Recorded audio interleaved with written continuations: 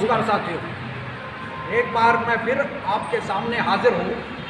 महाकाल शक्तिपीठ के संस्थापक राष्ट्रीय संत श्री स्वामी सिद्धार्थ परमहंस जी महाराज के साथ जोड़ाचाट टाइम्स और डीटी न्यूज़ के दर्शकों के हृदय को आंदोलित करने वाले आध्यात्मिक प्रश्नों के साथ अब ये चर्चा लंबी चलने वाली है। गुरुदेव, पिछली वीडियो में हमने महाकाल शक्तिपीठ के बारे में जाना था, मगर कुछ डीटी न्यूज़ के श्रोता या दर्शक के कुछ सवाल हैं, वो आज आपको उनका जवाब देना है।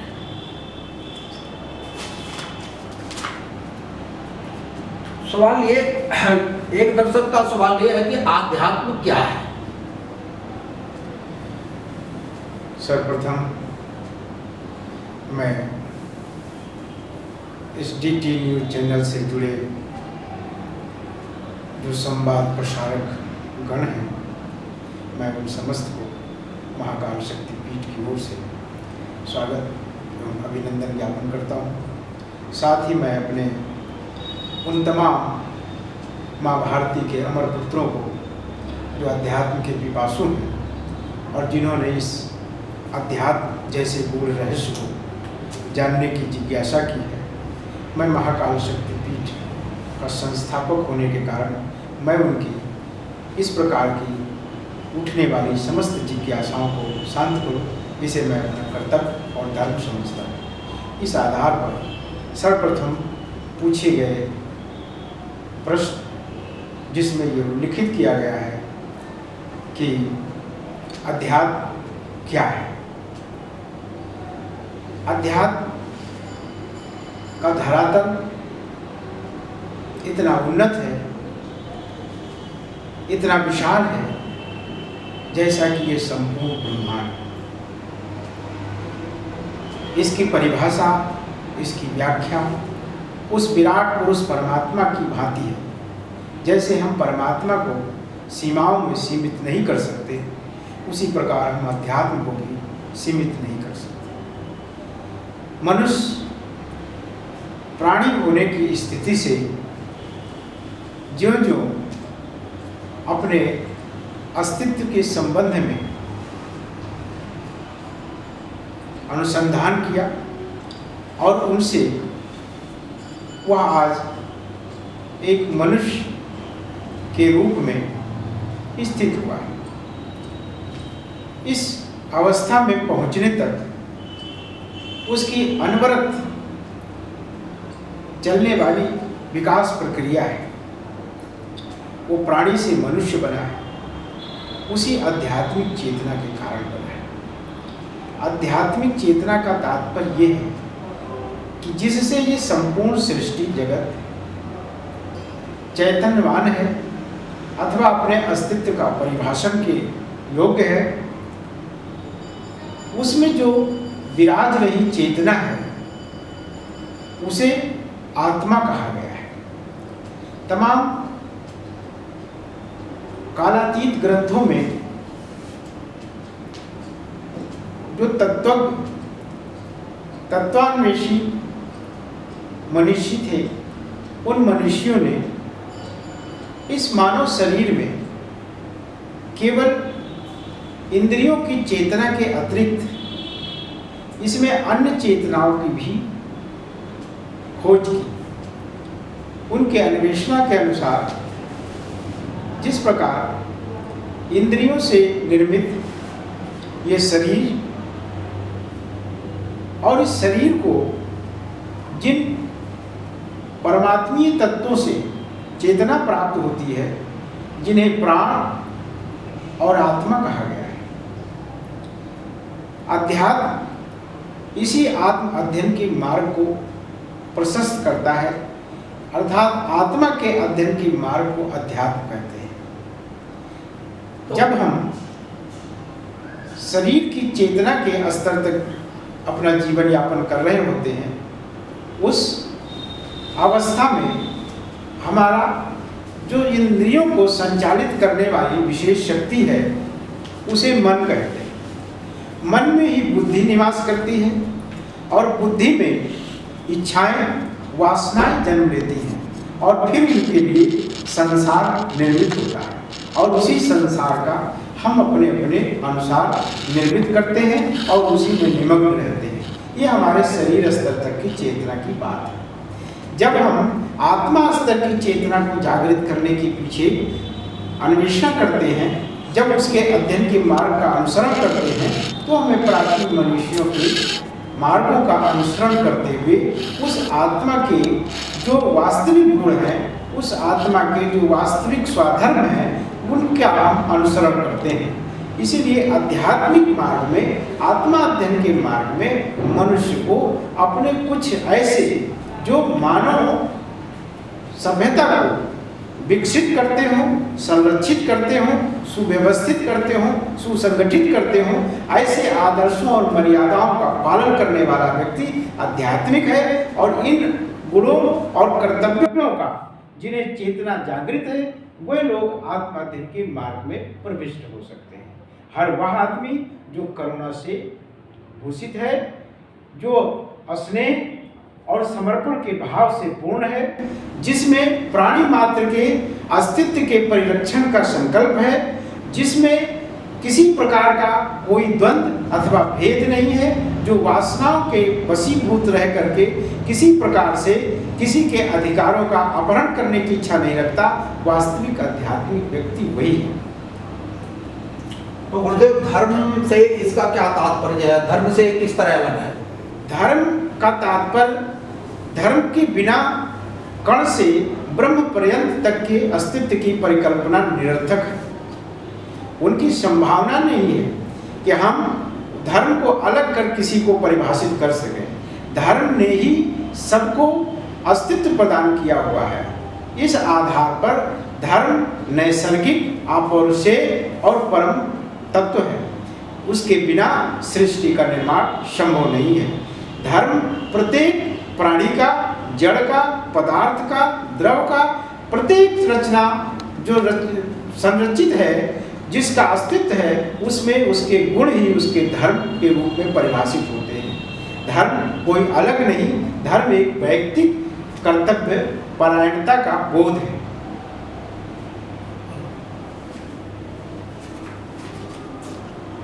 आध्यात्मिक प्रवेश कैसे करें? आध्यात्मिक प्रवेश हम नित्य करते हैं। जिस प्रकार हम दिन के कार्यों से विश्राम के स्थिति में जाने का प्रयत्न करते हैं, जब हम बिस्तर पर होते हैं और नींद की इच्छा रखते हैं, वह निद्रा और जागृत अवस्था की जो स्थिति है वो बहुत ही दारुण है। प्रत्येक व्यक्ति जब बिस्तर पर जाता है, वो सबसे भयानक और भयानक स्थिति होती है जब उसे नींद नहीं आती, और उस स्थिति में उसके शरीर की संवेदनाएं इतनी प्रबल हो उठती हैं कि जितने भी उसके मानसिक विकार हैं वो सब उसी समय प्रकट होने लगते हैं। अंततोगत्वा धीरे धीरे वो लय हो जाता है और निद्रा आ जाती है। अध्यात्म का प्रवेश प्रत्येक मनुष्य प्रत्येक दिवस करता है, और यदि वो अध्यात्म की प्रेरणा और उसके स्रोत से उत्पन्न होने वाली शक्ति का अवगाहन नहीं करता है, तो वो जीवन के लिए, दूसरे दिन के लिए तैयार नहीं रह सकता। यह अध्यात्म की नैसर्गिक प्रक्रिया है जो प्रतिदिन घटित होती है। केवल इसे अन्य ग्रंथों में अलग अलग रूपों से लोगों ने परिभाषित किया है। जिस प्रकार हम स्वप्न में अपने अन्य ऐसे दृश्य भी देखते हैं जिन दृश्यों का हमारे वर्तमान जीवन से कोई संबंध नहीं होता, फिर भी हम उसे देख रहे होते हैं। वहाँ देखने वाला कौन होता है, इसका हमें रहस्य उद्घाटन करना है। क्योंकि जब हम संसार को देखते हैं तो इंद्रियों में श्रेष्ठ दृश्य इंद्रिय जो है वो संसार को देख रही होती है, अर्थात वो दृष्टा होती है और संसार दृश्य होता है। जब हम इंद्रिय रूपी शरीर को देखते हैं तब वहाँ पर इंद्रियां दृश्य हो जाती हैं, मन दृष्टा होता है। और जब मन को हम देखने का प्रयास करते हैं तब वहाँ आत्मा दृष्टा होता है और मन दृश्य हो जाता है। इसी प्रकार जब हम आत्मा को देखने का प्रयास करते हैं तब वहीं पर परमात्मा साक्षात रूप में उसे देख रहा होता है। जब परमात्मा जिस आत्मा को देख रहा होता है, फिर उस मनुष्य के लिए संपूर्ण ऐश्वर्य ही ईश्वर के समान है और वही ईश्वर है। तब गुरुदेव, रास्ता क्या है? रास्ता इसका सहज है। जितने भी प्रकार के मार्ग संसार में प्रचलित हैं वो देश काल परिस्थिति के अनुसार उपयुक्त रहे होंगे, लेकिन यदि आप अपने अध्यात्म को जानना चाहते हैं तो आपकी आत्मा, आपका अध्यात्म और आपका इष्ट आपका स्वयं का है। आपके अंदर में जो चेतना जिस स्तर पर जागृत हो रही है वो उसी स्तर पर जागृत होगी कि जी अन्य सांसारिक माध्यमों से इसे जागृत नहीं किया जा सकता है। आपके लिए गुरु संपूर्ण सृष्टि है, जो संपूर्ण जगत सृष्टिमान जगत दिखाई दे रहा है वो संपूर्ण गुरु रूप में है, और वही गुरु का तेज, वही गुरु का प्रकाश आपके अंदर में विवेक के रूप से प्रतिष्ठित है। आप विवेक के आलोक में निर्णय लें और चयन करें तो आप पाएंगे कि आपकी इच्छा अनुसार सब घटनाएं घटित हो रही हैं।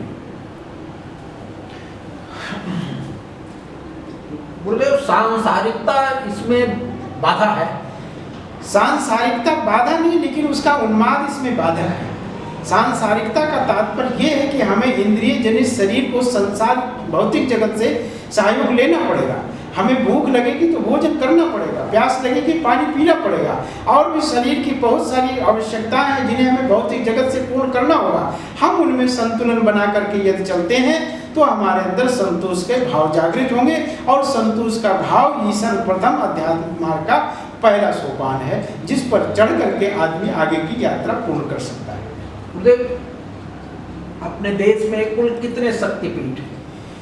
अपने देश में जिस प्रकार से शास्त्रों में वर्णित किया गया है उन शक्तिपीठों को, जिनके आधार पर दक्ष प्रजापति यज्ञ में माता पार्वती सती के यज्ञ अग्नि में विध्वंस होने का जिस प्रकार की चर्चाएं की गई, उसके आधार पर उनके अंग प्रत्यंगों को काटने की जो व्यवस्था की गई, मेरा मस्तिष्क इस उदाहरण या इस प्रकार के दृष्टांतों का समर्थन नहीं करता है। मैं इस आधार पर परमात्मा के तमाम ऐसे गूढ़ रहस्यों को उनकी ही प्रेरणा से जो अन्वेषणा करने में सफल हुआ हूँ, उसके आधार पर मेरा मानना यह है कि जिस समय सृष्टि का अभ्युदय हुआ होगा उस समय स्त्री में जिस प्रकार के तत्वों का संवर्धन किया गया या उन तत्वों का सहयोग लिया गया, उन तत्वों का विभिन्न विभिन्न स्थानों पर जहाँ जहाँ से उनके प्रेरणा प्राप्त हुई है उन प्रेरणा के आधार पर उन्हें शक्तिपीठ कहा गया है। ऐसी स्थिति में जैसे मनुष्य और पुरुष ये दोनों योनियां हैं, और इन दोनों योनियों में दोनों की समानता केवल एक अणु की है। पुरुष XY क्रोमोजोम से उत्पन्न होता है और स्त्री XX क्रोमोजोम से उत्पन्न होता है। ऐसी स्थिति में स्त्री पूर्ण है, पुरुष एक अणु से कम है, एक अणु से कम है। इसी तरह से स्त्री और पुरुष के मिलन का, परिणय का ये सारा संसार दृष्टांत है। इसी को दर्शाने के लिए हमारे मनीषियों ने शक्तिश्वर शिवलिंग की कल्पना की, जिसमें माँ जगदम्बा नीचे आधार रूप में अवस्थित है और ऊपर अणु रूप में ब्रह्मांड नियामक परमात्मा शिव विराजमान है। इसलिए उसे शक्तिश्वर शिवलिंग के रूप में वो वास्तव में हमारे सृष्टि निर्माण का प्रतीक है। तो क्या ये महाकाल शक्ति पीठ जो है इसका ये दर्शन यही है क्या? हाँ, महाकाल शक्ति पीठ का तात्पर्य ये है कि संपूर्ण ब्रह्मांड जिन वास्तविक परमात्मा प्रदत्त सूत्रों, सिद्धांतों एवं नियमों से अस्तित्व में आया है, ठीक उसी प्रकार ये सूक्ष्म शरीर वाला मनुष्य भी एक सूक्ष्म ब्रह्मांड है। इसके भी ब्रह्मांडीय अन्वेषण के लिए उन्हीं सूत्रों, सिद्धांतों की आवश्यकता होगी। इसमें हमें इंद्रिय जनित भौतिक शरीर को जानना है, मन को जानना है, प्राणों को जानना है, जीवात्मा को जानना है, और आत्मा को जान करके हमें इसे सार्वभौमिक विराटता प्रदान करनी है, जो ईश्वर का मूल आदेश है, उपदेश है। इसी उपदेश को हम आध्यात्मिक मार्ग से महाकाल शक्तिपीठ की स्थापना कर जगत में प्रसारित करना चाहते हैं, लोगों को स्वयं से अवगत कराना चाहते हैं, लोगों के अंदर वो विराट परमात्मा जो स्थित है उसका हम साक्षात्कार कराना चाहते हैं। जिस अध्यात्म को तमाम प्रकार की पुस्तकों के माध्यम से लोग उसे आज कपोल कल्पित या षड्यंत्रकारी कुछ ऐसी भावनाओं से, उसे दूषित भावना से देखते हैं, मैं उस मिथक को तोड़ना चाहता हूँ। लोगों को वास्तविक अध्यात्म से परिचित कराकर इस संपूर्ण जगत में व्याप्त अशांति, क्रोध, अहिंसा, नाना प्रकार के पापाचार और तमाम प्रकार के दुख, दैन्य, दारिद्र्य, रोग, शोक जो मनुष्य के जीवन को नारकीय जीवन के रूप में परिणित कर रखा है, मैं उसका समूल उनके ही अपनी प्रबल शक्ति से, उनके ही अपने तेज और प्रकाश से उसे नष्ट करने की प्रेरणा देने के उद्देश्य से महाकाल शक्ति पीठ की अब तक लगभग 3 स्थानों पर मैंने स्थापना की है। वास्तव में इन स्थानों को मैंने विभिन्न प्रेरणा स्रोतों से आध्यात्मिक तौर पर इन्हें मोक्ष धाम, ऐश्वर्य धाम और मुक्ति धाम के रूप में स्थापित किया है। तो गुरुदेव, वो दक्ष प्रजापति के यज्ञ के दृष्टांत के हिसाब से कितने शक्तिपीठ हैं? दृष्टांत के हिसाब से वैसे प्रत्येक मनुष्य में 108 संधियां हैं और उन 108 संधियों के अलावा 2-4 अन्य प्रकार की भी हैं जो उपास्य संधियां कहलाती हैं। इसी प्रकार से शरीर के निर्माण में 112 तत्व निर्मित होते हैं, जिसे परमात्मा शिव ने, जिन्हें आदि योगी भी कहते हैं, उन्होंने योग दर्शन में 112 सूत्र दिए हैं अध्यात्म को जानने के लिए। उसी 112 सूत्रों को जानने के आधार पर ब्रह्मा जी ने, ब्रह्म माने ज्ञान ने ही उसे 112 रूपों में परिभाषित किया है और जहाँ जहाँ से उसने भैरव की स्तुति की है वहीं पर उन्होंने शक्ति की भी अवमानना की है और इस आधार पर शक्ति और भैरव के संयुक्त स्थल को शक्तिपीठ नाम दिया है। इसलिए वैसे तो जगत में 112 शक्तिपीठ हैं, लेकिन उनमें से 108 प्रमुख हैं। उनमें से भी अब 52 सिद्धपीठों की चर्चा होती है। 52 सिद्धपीठ जो वर्णात्मिका है, शब्दों के जिनसे मेल से शब्द बनते हैं जिन वर्णों से, उन वर्णों की संख्या भी 52 है। उन्हीं 52 संख्याओं के आधार पर उन्हें ब्रह्म कहते हैं कि उन शब्दों के मेल, जो वर्णों का जो मेल शब्द बनता है वो शब्द ही ब्रह्म कहलाता है। इसलिए ब्रह्म की उपासना के लिए पहले उसकी बीजात्मिका का आवाहन करना होता है। उसी सृष्टि, स्थिति और संहार क्रम की अन्वेषणा करने के लिए वो शक्तिपीठों की भी परिकल्पना की गई है और जिन जिन स्थानों पर शक्ति के इन स्रोतों का उद्भव हुआ उन्हें शक्तिपीठ कहा गया है।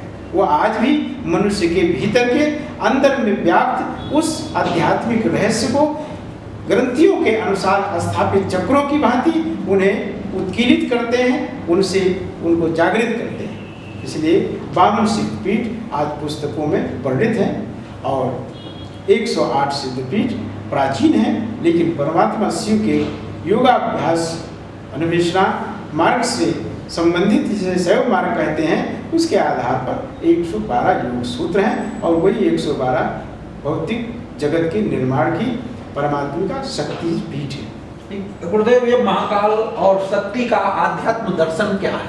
महाकाल और शक्तिपीठ, इनके साथ में 2 बातें जुड़ी हुई हैं, क्योंकि ये संपूर्ण जगत एक समय के आयाम में है और समय का जो नियामक है वो प्रकृति है। प्रकृति ही जगदम्बा है। तो इस प्रकृति से हमें परमात्मा का यात्रा करनी है। उस परम तत्व आत्मा जो महाकाल की नैसर्गिक ज्योति है, उनकी चेतना है, वही इस जगत को अस्तित्व प्रदान करती है। हमें इस काल वाले चक्र से ऊपर उठकर महाकाल में प्रयाण करना है, महाकाल का सानिध्य प्राप्त करना है। इसलिए यहाँ पर महाकाल शक्तिपीठ के रूप में इस आध्यात्मिक पीठ की स्थापना की गई है, जो प्रत्येक आध्यात्मिक जिज्ञासुओं को आध्यात्मिक स्तर पर उनकी अन्वेषणा में सहयोग करें। धन्यवाद गुरुदेव। अगले प्रश्नों के साथ आपसे हम अगले हफ्ते फिर मिलेंगे। तब तक के लिए पुनः धन्यवाद। साधुवाद।